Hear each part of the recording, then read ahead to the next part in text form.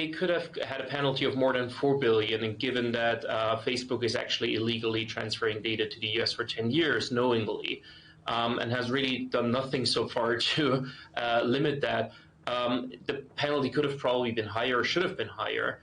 But it's a story that the Irish DPC, who is overlooking Facebook, is notoriously trying to kind of get these penalties down. Originally, they didn't want to have a penalty at all. It was like the European body that overlooks these decisions that then said that there has to be a penalty. Now, stop sending data to the US. That's the message here to Meta. But if they and companies like them now have to fundamentally restructure their systems, will it still make business sense to operate in Europe? It definitely does. I mean, Europe is the biggest market for Meta outside of the US, so there's no worry that they will go away. It's more of an issue of how to do it properly. And a lot of the big companies have tried to kind of keep data in Europe and make sure that they comply with the law. A lot of them have not fully succeeded on that, I also have to say.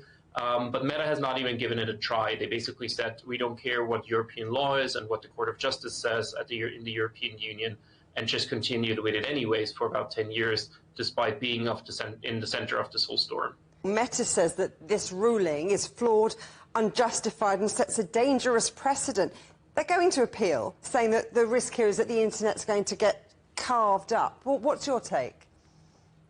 Yeah, I mean, Meta is known to be overly dramatic, and it's almost like a high school kid being dramatic. The reality is that we do have the rules in Europe since 1995 that data has to stay in Europe unless you can guarantee that it's fully protected abroad. And that is the duty of these companies. They wanted that also with the new regulations that the companies should be in charge of securing privacy abroad when data goes abroad. And if they don't manage the consequences, that data cannot go abroad. And I think that's crystal clear. It was just very much ignored by especially big tech, but also the European regulators so far. They simply didn't enforce this law all too much. So, yeah, I understand that they're dramatic, but it's not really overly sensible if you look at the law. So what does all of this mean for your campaigning, and what would you like to see happen next?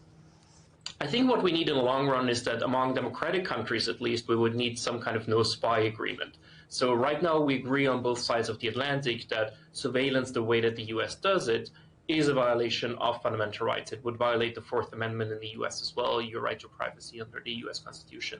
The problem is that the US right now says that these rights are only guaranteed for Americans. So if data of another country goes there, they feel that they don't have any protections. And I think at least among democratic countries, we would need to have a common set of rules to say, okay, there has to be probable cause, there has to be a judge approving it, even if it's the data of a foreigner. And I think that is a bit what we'll need in the long run. In the short run, we'll probably have more data localization, that data simply cannot go abroad for the time being, which is not ideal, but the reality of how the laws kind of work together right now.